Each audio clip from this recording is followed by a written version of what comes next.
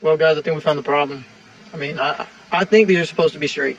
Well, there could be a new, some new push rods that came out that I'm not aware of, but I'm sure this has to be straight.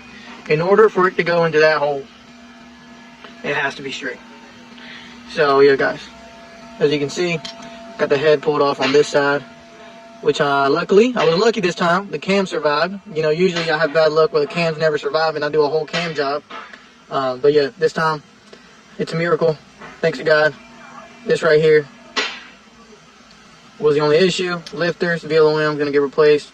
Now we're gonna clean that up and should be good. But yeah, guys, clean up the head here. Lifter don't look too bad. So yeah, that's what we're doing today.